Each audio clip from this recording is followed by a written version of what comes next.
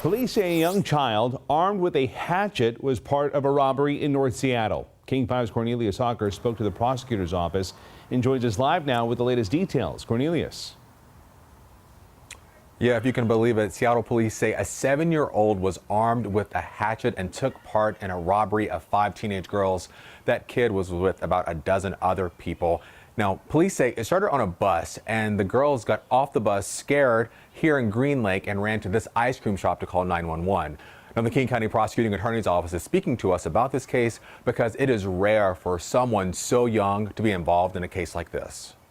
There isn't a 7-year-old who's been arrested, but anytime you see the possibility of that, that's going to raise questions because it's pretty concerning.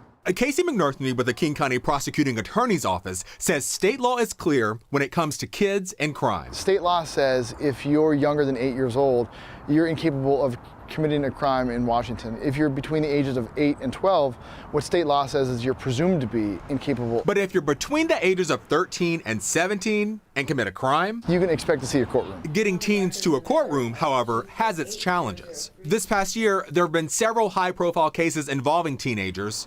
A 15-year-old shot and killed in the West Seattle Teen Life Center, a 17-year-old shot and killed at Garfield High School. Law enforcement and at least one city councilor have said a state law is preventing those cases from being solved. McNarthney explains the law. Now, if the cops want to search a teen's backpack, they've got to be able to consult with an attorney before they give consent for that. Another example is if those kids are detained and the police want to question them, those kids have to have access to a lawyer first. What typically happens, and it's understandable that defense attorneys say this, is they say, no, my client doesn't want to talk. But he wants to assure the public, police and prosecutors are doing everything they can to solve crimes. It doesn't mean that the police are not investigating crimes, they still are, and it doesn't mean that prosecutors are just ignoring crimes, we're still charging those. It just means that it's a different set of circumstances under the law since 2022. Police believe the other kids involved are teenagers, and something else that makes this case strange. Police say a young girl was carrying a baby whenever this robbery was happening, and that she was the one who actually took the cash from the victims. Police have not made any arrests just yet.